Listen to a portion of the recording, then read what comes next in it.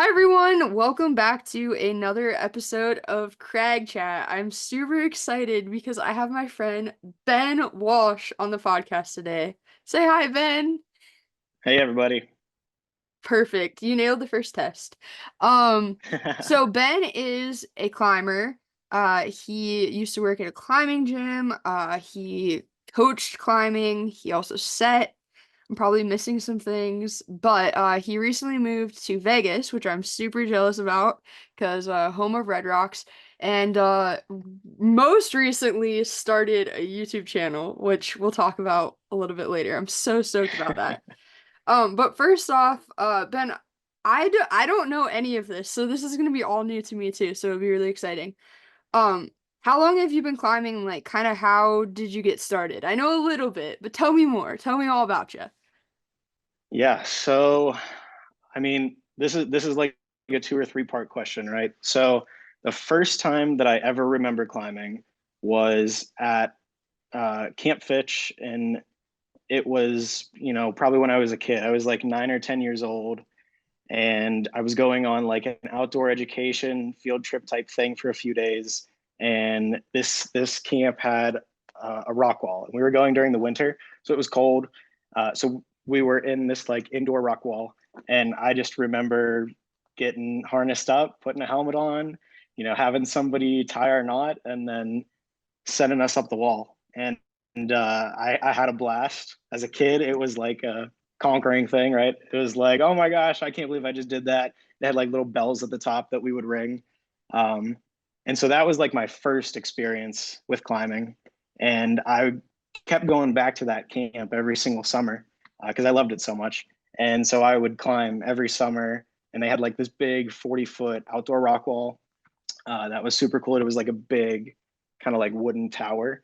And so that's like where I got my start climbing, I guess. I would kind of, learn the very basics of how to climb there, how to move my body on a wall. And as I got older at that camp, I became a counselor and went through their like leadership type program for teens. And so part of that leadership program was running activities for other campers, for younger kids. And so one of the activities that I picked to learn how to teach and how to run was rock climbing. And so before I even like ever got in like super into the sport of climbing, I had already learned how to teach how to belay and how to spot people and spoons not forks, all that fun stuff. So yeah, it Yeah. was it was cool. So I would say overall I've been climbing for like I guess over 15 years, but I've been like in the sport of climbing, like sport climbing as we know it today, for maybe 4 or 5 years. Okay. So Yeah. the second part of it, being in the sport of climbing, like Yeah. how tell me about how that started and like the journey of that. Yeah, totally. So, I want to say maybe around 2020. So, like, right around the whole pandemic era, which I feel like a lot of people probably got into to niche things around that time. But around that time period, I had kind of gotten to a rough stage in my life. And I was always a big kid, very overweight. But at this specific time, right around the pandemic, when everything stopped and life as we know it came to a halt, I had reached my biggest weight ever, and I was about 300 pounds. And I only stand about 5'9". So 300 pounds at 5'9" is medically categorized as morbidly obese. And that was like a super scary thing. And a really good friend of mine who I ended up living with for a few years in Pittsburgh, they uh, they were working at a small climbing gym in Youngstown called Ascend Youngstown. And and they were like, yo, dude, you've been an athlete your whole life. Like, you're very strong, you're very athletic. Why don't you come try climbing? Like, while everything is closed, this is open. This is a gym. We have to, like, social distance and all that stuff. But like, this is here, and you can come move your body and try a new thing. And so that's like how I got first interested in it, shown, climbing. First time ever in a climbing gym, anything like that. Do you So yeah, my remember do you remember how you felt like that those first like couple times going to that gym? Totally. Yeah, the first few times really frustrated. Um, but also like intrigued. Like I'm a person who like loves challenges and puzzles too. Like my brain loves to solve puzzles. And so I like my brain definitely recognized right away that I was like, oh, this is more than just like fitness or exercise or like lifting. Like there's some mental aspect behind it that I enjoy. Yeah. So it was frustrating, but also enjoying. Do you think that was there anything that like you can remember telling yourself when you were like feeling the frustrated part? Like was there any like light at the end of the tunnel that you were like, "Oh, if I do this now, like if I feel frustrated now, but like it'll have uh good returns?" Or like was it more your friend like encouraging you? Like was it more I guess external motivation or like internal motivation? 'Cause motivation's such like a fleeting thing and different for everyone. Yeah, totally. I think when I started climbing at first, it was a lot of external motivation. It was a lot of this friend going, like trying their best to encourage me and keep coming back. Because I had a prior history of like really hating the gym of any kind, right? I'd never been to a climbing gym. So I had a lot of negative connotation with just like the gym, right? But I carried that over to the climbing gym when I first started just because, that was my association with that sort of setting. But yeah, I would say at first, for maybe the first couple months, it was a lot of frustration and a lot of external motivation needed to help me to come back. But I do remember when I finally got like that hit of like, I don't know what you want to call it, serotonin or a dopamine hit or what. But yeah, I remember the first time that I had done like I think I did like a V2, V3, right? And I had like blown my mind. And they were like not big jugs. It was on like some, maybe like slopey holds or maybe I don't know. At the time, I was very surprised that for my size, my finger strength, and so I was like doing a lot of crimpy, slabby stuff. Uh, so maybe it was something like that. But yeah, I do remember finally getting to the top of a like next level climb, more than like a V0 or a V1, and I was like, oh, this is cool. I just accomplished something. Yeah, I think those like Yeah. oh, I so vividly remember like the early days of climbing. It's like I can still remember the problems and like what they looked like and everything. And it's so weird. You're like, how can you? But no, that's really cool. So as you've climbed and, started to go outdoors and eventually work at a gym, like I guess tell me a little bit. You said you weighed over 300 pounds, and I know recently you put up a post about like the progress that you've made just like with your health and fitness.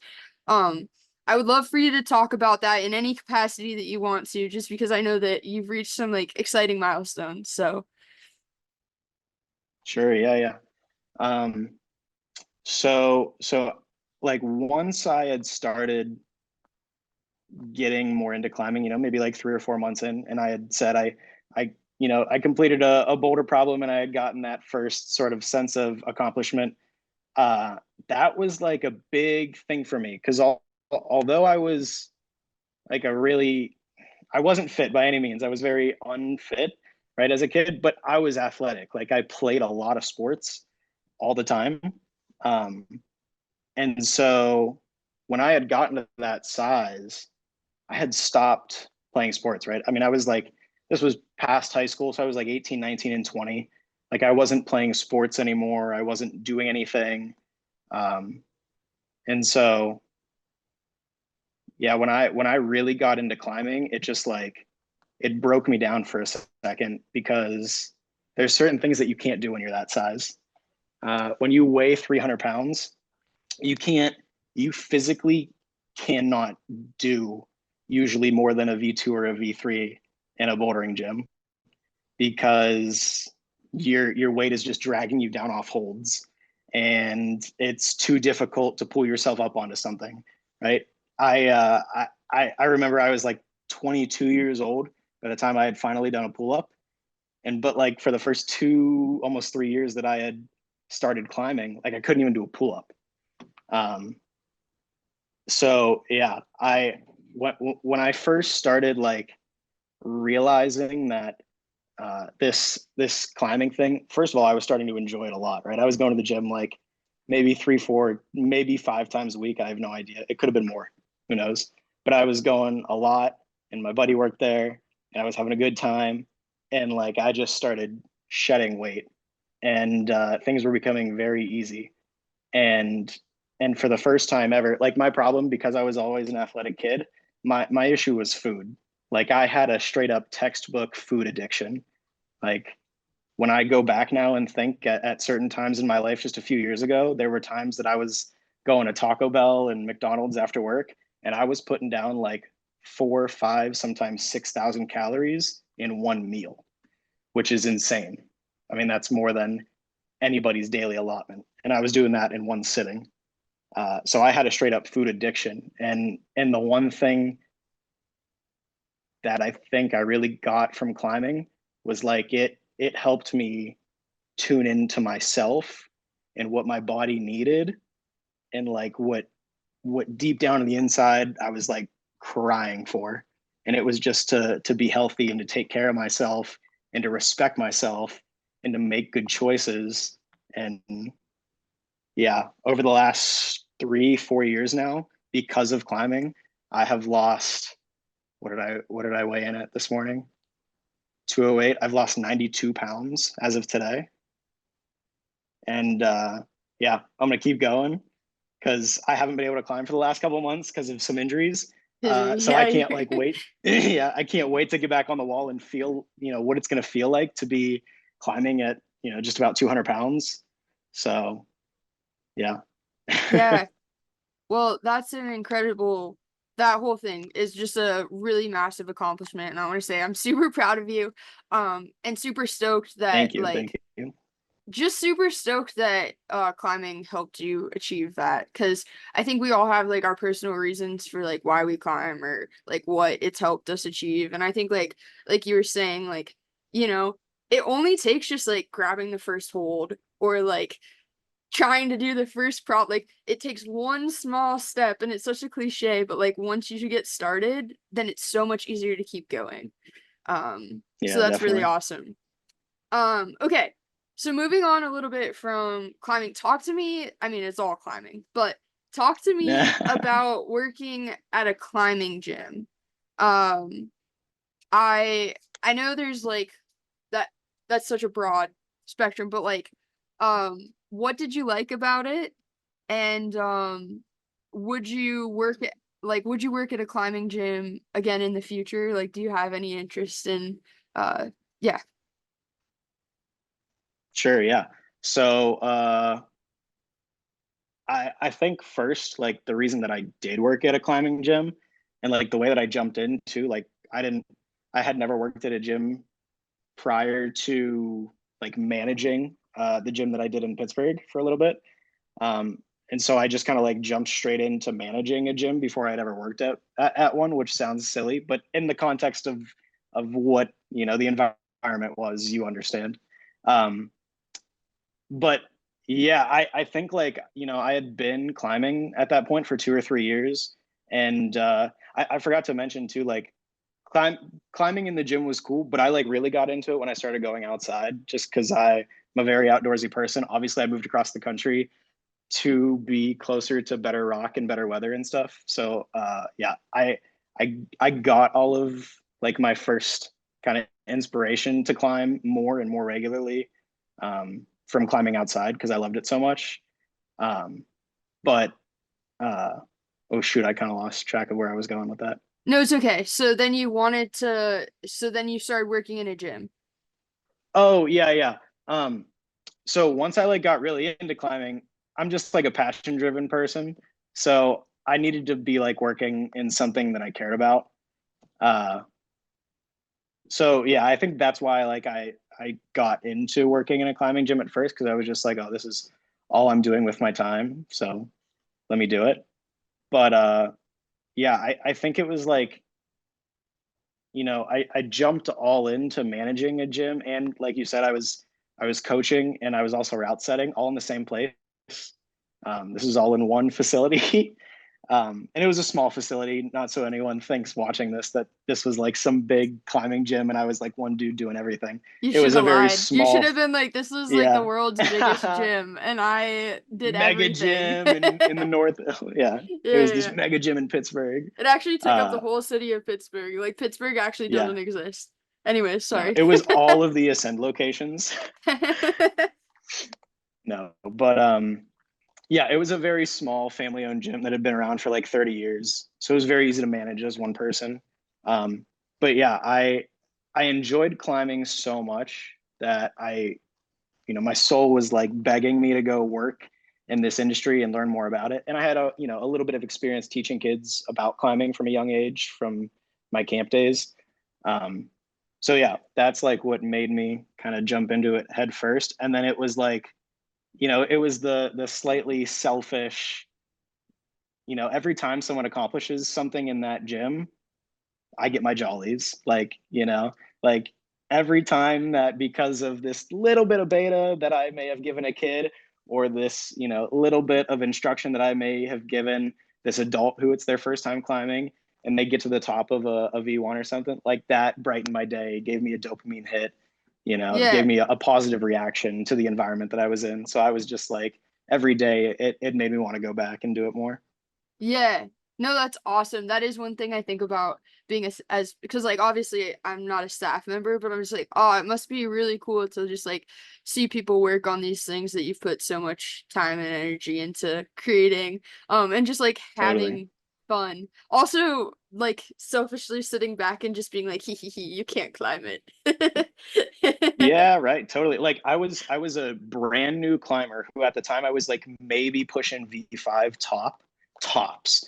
And I was coaching kids that were, working V10s and plus. And like I was coaching these kids who were going to compete in USA climbing events in a few months. And I was like a few years into the sport. But yeah, it was cool. Like I learned so much from coaching them, and I learned so much from setting for kids like that. Like, Yeah. yeah, it was really cool because I felt like a sponge in the position that I was in. I was just absorbing so much knowledge about this sport that I had like fully dove head first into. Yeah, it was a really cool experience. Yeah. No, that's sweet. So, okay. So you worked at this gym and then you decided, okay, I love climbing so much. I'm gonna move out to the Red Rocks area. Um, Yeah. and that was so fun when I came and took a climbing trip to come climb with you. I really want to go back. There's only so much Yes. time. There's only so much time, but I really want to come back. Um, so We got plenty of time to make it happen again. yeah, so that's really exciting. I know you said it's been hot, but tell me like what you're excited about for when the weather cools off. Like do you have specific routes or specific areas or like tell me what you're excited about. Yeah. So first, as you could probably see, I'm wearing a hoodie right now. And this is Las Vegas, so that means that it has officially cooled down. I'm pretty sure the high today is like 85 degrees, which for Vegas at this time of year, I was gonna that say, feels like 65 or 55 back in Ohio and PA. So it's fall here. Um, yeah, the bouldering season has commenced as of a couple weeks ago, and yeah, at the moment I'm just focusing on rehabbing myself from a couple kind of serious injuries, mm-hmm. and which is going really well, and I'm recovering fast. Knock on wood. Um, but yeah, I just can't wait to feel good about my my body and hopefully a couple months and get out and just like boulder like crazy this winter. Yeah. No, that's gonna be super sick. And just the fact that like all of the rest of us are gonna be like in cold and snow and you're gonna be like, I'm doing it, like I'm out here. That's sweet. Yeah. Yeah. This is I was kind of bummed a couple weeks ago getting hurt the way that I did, but I like it's okay because I'm recovering fast, and I'm like, this is a moment, like right now is a moment that I've been thinking about and dreaming about for like a few years. So it's really cool to be here. Yeah. Yeah. It's kind of wild when you like reach a step in your life that you've been dreaming about for a long time and then you get there and you're just kind of like it kind of just becomes your new like baseline. And so it's almost confusing in a way. You're like, wait, like now what? And it feels Super. so like you're not being grateful because like you've accomplished this thing, you should be very much like, oh, I did it. But because you're just like, okay, this is a thing, your brain's like trying to piece like together, like, okay, this has been my dream for so long. What's the new? Like, I don't know. I feel like as humans, we're always just like searching for what's next, even if we like try to be so present. No, absolutely. I'm stuck in the loop of like what's next. I get that. Yeah, it's cool though, because you have like Yeah. something to work towards. Cool. Well, before we move on to, I want to talk a little about video stuff, but I did skip over. So right now you're working in retail. Um, so I did want to just go back briefly because I've been interested. Public lands. So Dick's Sporting Goods owns public lands. Um, Yeah. and you worked at Public Lands. It's essentially like a REI type of competitor. Um, how was that experience as like a climber? Did people come into Public Lands looking for climbing things often or like kind of understand what climbing was about, or was it largely just you being excited to share knowledge and like most people are coming in to buy, I don't know, sandals or something? Like I've always been curious about that. Yeah. So, specifically for the location that I was in, I helped open the very first store. And so because of that, it was close to their corporate headquarters. And Dick's Sporting Goods is located in Pittsburgh. Um, and so the clientele that we were seeing on the regular at Public Lands was, a lot of families. It was a lot of parents with their kids coming in, or even older folks. The demographic was very blue collar. So it was an interesting bout, yeah, to to sum that bit up. I don't want to be super negative, but Yeah, it yeah, wasn't an yeah. incredible experience. Okay, But it gotcha. was interesting. Yeah, it was super interesting. Most of the people that were coming in were oh, we're just looking around. It was a brand new concept, so nobody knew what we were. But every now and then we would get those outdoor athletes that were coming in because they were like, oh, this is like 3 times as big as any REI. And, Yeah, I'm super into mountain biking, or I'm super into trail running, or I'm super into climbing. So yeah, we would get the occasional sprinkle of the outdoor athlete to come in and be able to serve them. But it was a lot of like, first time, just, normal retail customers coming in and, oh, what's this? What's that? We had a climbing wall in the store, and um, where the business idea behind that was to go, this is going to be a great way for climbers to come in and try their gear before they buy it. It turned into more of like an amusement park attraction. And gotcha. so on weekends, families would come in and we would get slammed like crazy, like nobody could have ever predicted. Yeah, We were sending hundreds of kids through that climbing wall every single weekend, and yeah, that was not the purpose for that being put up. So it was an interesting experiment in retail, but yeah. yeah. I always just wondered because I go in there for work and I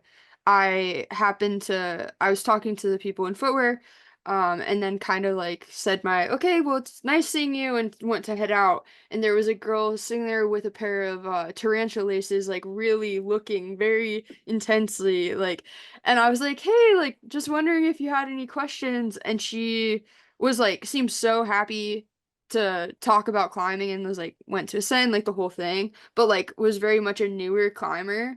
And so I don't know, it was just an interesting experience like going back and trying to like essentially put myself back in my shoes like 7 years ago and being like, okay, yeah, like Yeah.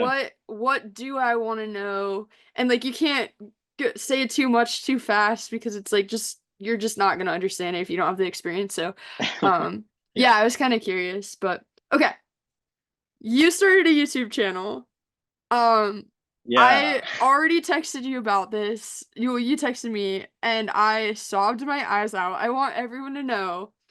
Just backstory. So Ben and I originally became friends because he watched Core Climbs, and we like connected that way. He bought a hat from me when I did the hat campaign, which was super awesome. Really appreciate that. And then when I went to give him his hat, we were like, "Oh, this is stupid. We should climb together," which we'd been saying for a while, but I feel like we were both busy.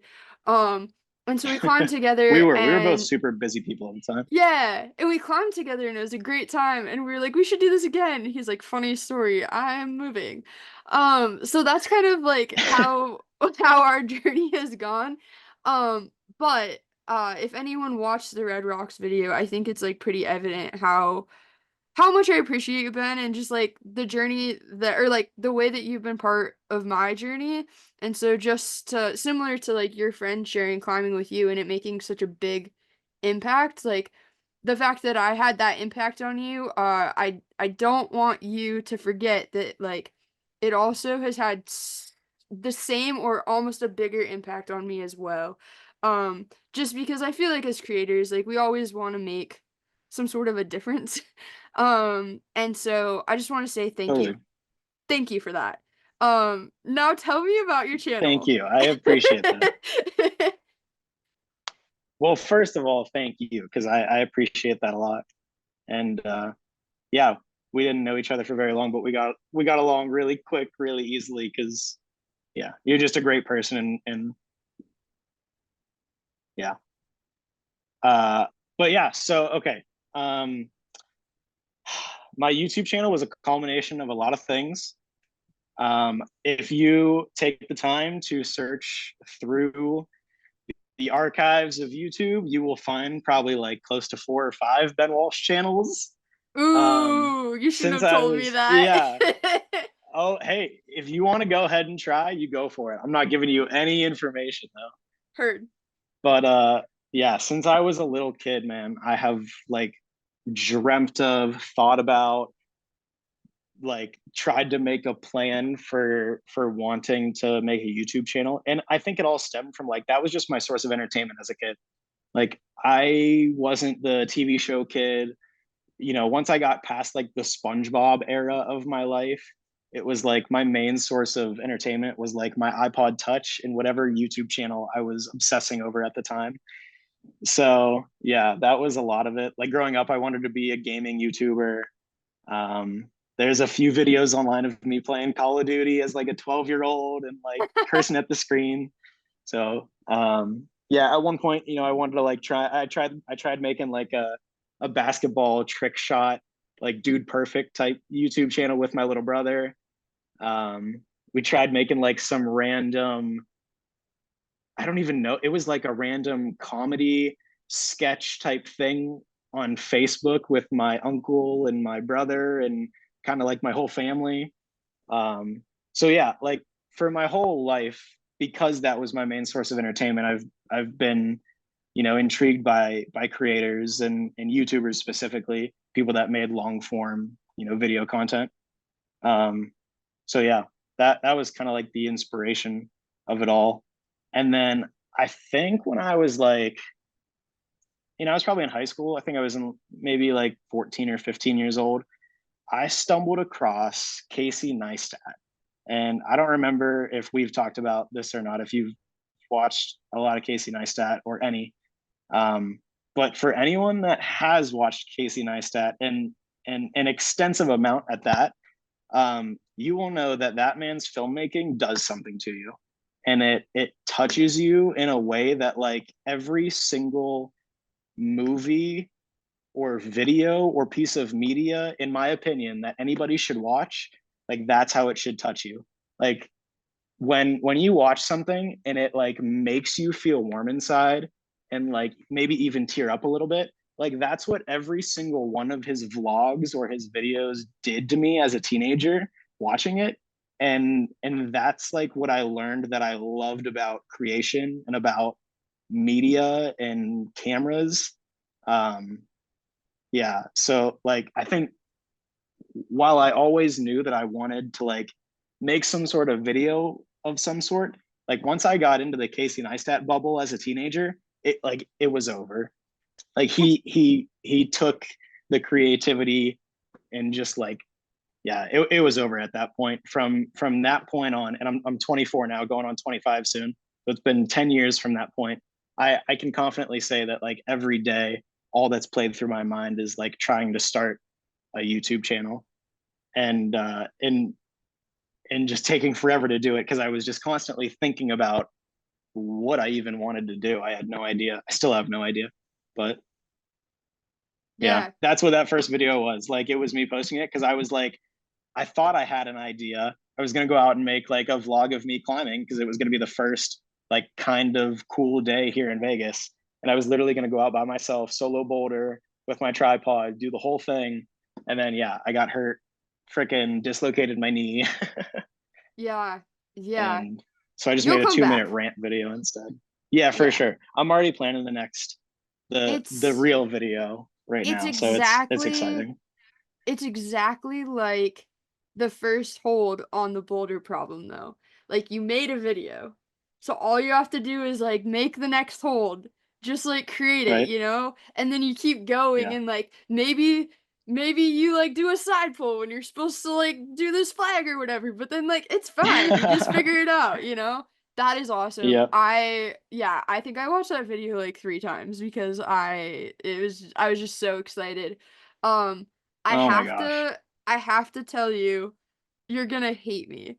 I won this random there's like 3 people in this contest at my school, and my video that I made for it happened to win, and the prize was a trip to VidCon. This is like 2018, 2019, and I had no clue what this was. Like I literally like I was just like, "Okay, whatever. I'm going to this thing."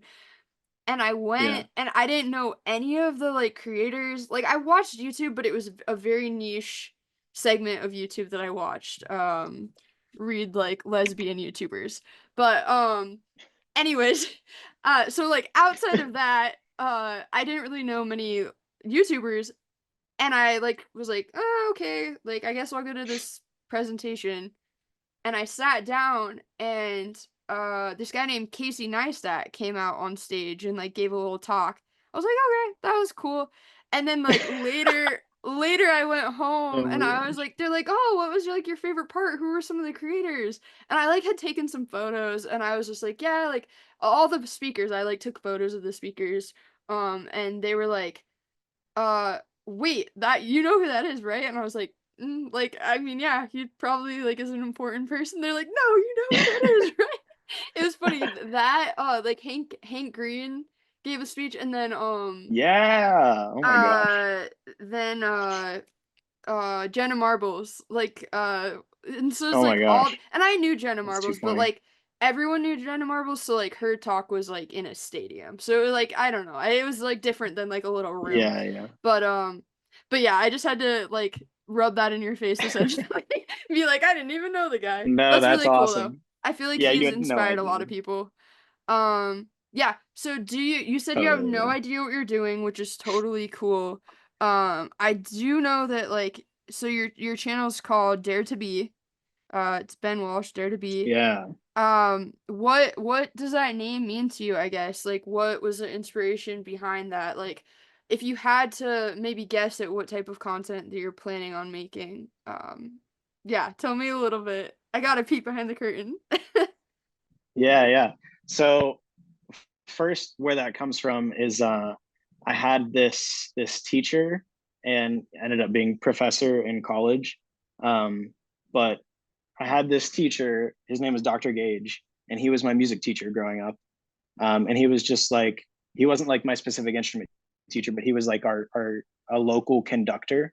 And then he was the director of music at the local university at Youngstown State University.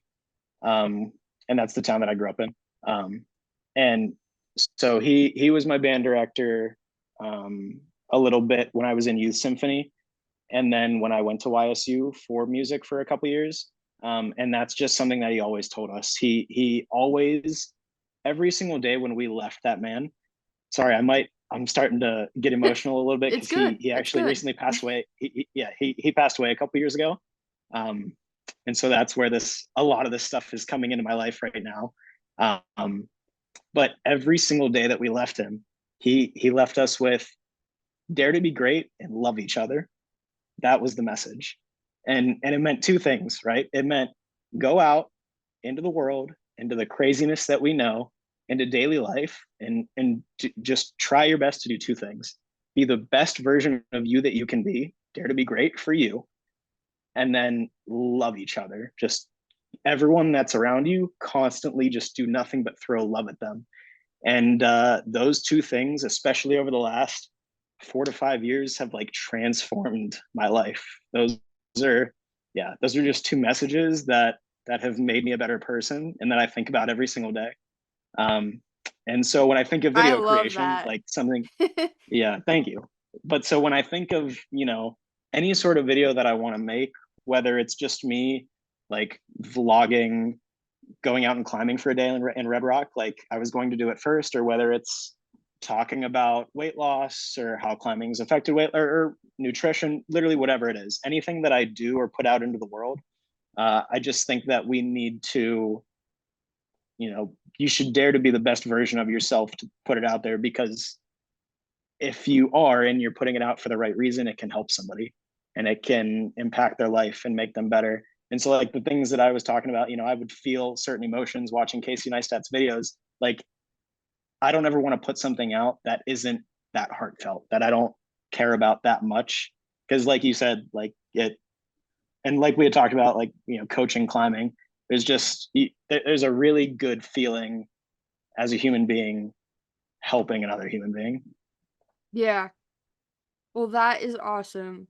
Um, Thank you so much for being on. Was there anything we have a Thank you for couple having me. we have a couple minutes. Was there anything that you feel like you wanted to, I mean, besides the channel, was there anything that you wanted to direct people towards or any parting words? I don't think so. No. I think the one thing that's interesting about me is like and I don't know. I think this says more to like why I maybe haven't started a channel in so long. But like, I don't give a crap if anybody ever watches anything that I ever make. I That's just sweet. want I just want whatever I make to like I want it to be really good before I post it. I want to watch the whole thing and go, I felt, some type of way from watching that. So No, that's yeah, I sweet. don't want to plug my channel or anything like that. But if anyone watches this and the people that do watch this, if you get one message from me, it's dare to be great and love each other. Just wake up every day and strive to be the best version of yourself, because that's why we were all put on this earth, to love each other and be the best versions of ourselves. That's sweet. Well, cool. Well, thanks for being on. Um, and I never know how Thank to you for end having me. this now that I don't have like a signature ending, but I'll call you in a few. Bye. Okay, cool.